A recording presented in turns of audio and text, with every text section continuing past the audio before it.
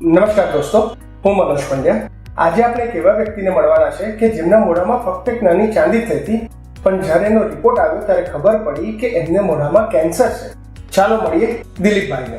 મને થોડું કહેશો કે ચાંદી કેવી રીતે પડી, કેટલા દિવસ સુધી રહી, કેવી રીતે રિપોર્ટ કરાવવાની, થોડી મને વિગતો આપશો પ્લીઝ.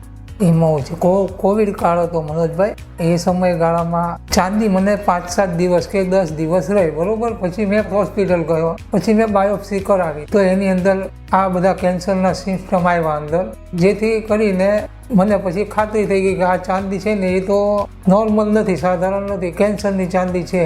ભરતભાઈ, જ્યારે તમને ખબર પડી કે આ ચાંદી સામાન્ય ચાંદી નથી પણ આ તો કેન્સર છે, તો પછી તમે શું કર્યું? આપણે ડૉક્ટરોને તપાસ કરવા જવા મળ્યું કે ભાઈ 2-4 ડૉક્ટરોની મુલાકાત લીધી કે ભાઈ આ કામ આપણે જેમ બને વહેલી તકે કરીએ તો એનું કામ સારું થાય.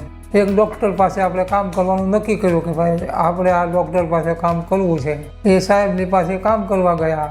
નેક્સ્ટ દિવસે મારું ઓપરેશન કરવાનું હતું અને આગલે દિવસે મારો રિપોર્ટ કર્યો. એ સમય કાર્યકાળ એવો હતો કે કોઈ બી ઓપરેશન કરવું હોય તો પહેલાં કોવિડનો રિપોર્ટ કરવો પડે. તો એણે મારો રિપોર્ટ કંઈક કર્યો હશે, તો એમાં મેં પોઝિટિવ આવ્યો. એટલે સાહેબે કીધું કે ભાઈ હવે તમારું ઓપરેશન થશે નહીં. એટલે મેં ડાયરેક્ટ ત્યાંથી સિવિલમાં શિફ્ટ થઈ ગયો. પછી સિવિલમાં મેં 15 દિવસ રહ્યો, પછી મેં રિલીઝ થયો. પછી પાછો એ સાહેબ પાસે ગયો, તો સાહેબ કહે કે હજી તમારે મહિનો દિવસ ક્વોરન્ટાઇન રહેવું પડશે ને પછી 15 દિવસ બીજા કાઢવા પડશે ને પછી હું ઓપરેશન કરીશ. મારા બંનેવી છે એ અને દિલીપભાઈ બંને રિલેશનમાં હતા. એ સમયે બંને કહે કે ચાલો તમે એકવાર દિલીપભાઈની મુલાકાત તો લો, શું કહે છે શું નહીં જાણો. તો મેં દિલીપ સરની મુલાકાત લીધી. તો મેં દિલીપ સરની સાથે વાત કરી તો મને એવું લાગ્યું કે નહીં, હવે મારે કોઈ બીજા ડૉક્ટરની મુલાકાત લેવી જરૂરી નથી.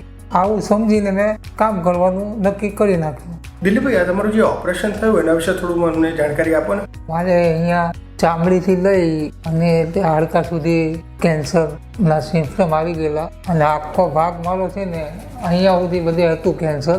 પણ કેન્સરમાં એ બધું કાઢી અને અહીં આખી હાડકી નવી નાખેલી છે મારી. અહીંયા પગમાંથી હાડકી, ચરબી એ બધું કાઢી અને આની અંદર બધું ભરેલું છે. પણ તમે સર્જરી જુઓ તો સર્જરીમાં કોઈ કમી નહીં દેખાય. મારો ચહેરો જુઓ, બોલવામાં કંઈ ખામી નથી, ખાવામાં કોઈ પ્રોબ્લેમ નથી, એકદમ સચોટ કામ કરેલું છે. નકર સર્જરી હોય તોય તે દેખાય વસ્તુ બધી. મને અહીંયા બોલ્ડ છે બધી, અહીંયા સર્જરી કર્યા પછી બી ચહેરો એકદમ ક્લીન લાગે છે મારો. એવું નથી લાગતું કે કઈ છે ખાડો પાડી દીધો કે એવું થયું હોય એવું. તમારા જે અનુભવ છો એ વિશે તમે લોકોને શું કહેવા માંગો છો?